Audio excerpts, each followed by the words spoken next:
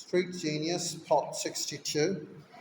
And though all of this, her justification was the same, I was destined to be with her, that God had preordained it, that she literally woke up in the middle of the night to the voices of angels, commanding that our special relationship was to be the harbinger of a new age of permanent peace on earth. Yes, she really told me this. By the time we were sitting in that sushi restaurant together, there had been thousands of emails. Whether I responded or didn't respond, replied respectfully or replied angrily, nothing ever changed. Her mind never changed. Her beliefs never budged.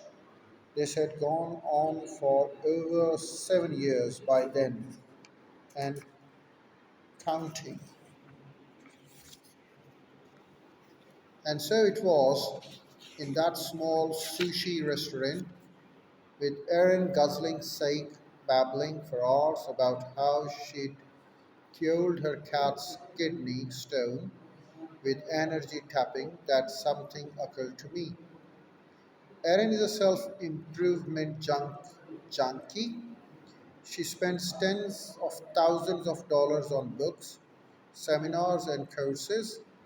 And the craziest part of all this is that Erin embodies all the lessons she's learned to a T. She has her dream. She stays persistent with it.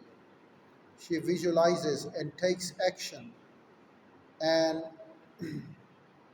weathers the rejection and failures and gets up and tries again. She's relentlessly positive. She thinks pretty damn highly of herself. I mean, she claims to heal cats the same way Jesus healed Lazarus. Come the fuck on. And yet her values are so fucked that none of this matters. The fact that she does everything right doesn't make her right. There is a serenity in her that she refuses to relinquish itself. She has even told me this in so many words that she knows her fixation is completely irrational and unhealthy and is making both her and me unhappy.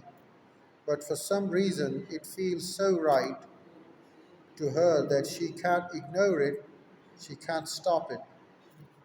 In mid 1990s, the psychologist Roy Baumeister began researching the concept of evil.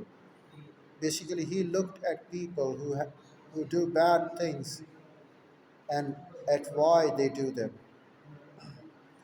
At the time, it was assumed that people did bad things because they felt horrible about themselves.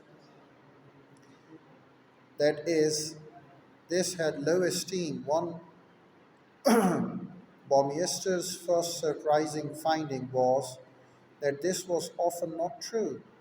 In fact, it was usually the opposite. Some of the worst criminals felt pretty damn good about themselves. And it was this feeling good about themselves, in spite of the reality around them, that gave them the sense of justification for hurting and disrespecting others.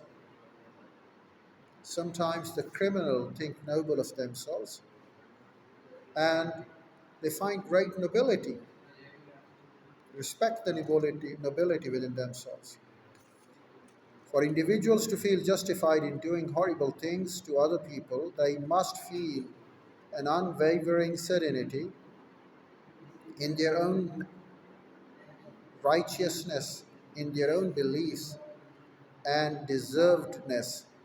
Racists do racist things because they are certain about their genetic superiority. Religious fanatics blow themselves up and murder dozens of people because they are certain of their place in heaven as martyrs. Men rape and abuse women out of their serenity that they are entitled to women's bodies. Evil people never believe that they are evil, rather, they believe that everyone else is evil. In controversial experiments now simply known as the Milgram experiments, named for the psychologist Stanley Milgram, researchers told normal people that they were to punish other volunteers for breaking various rules.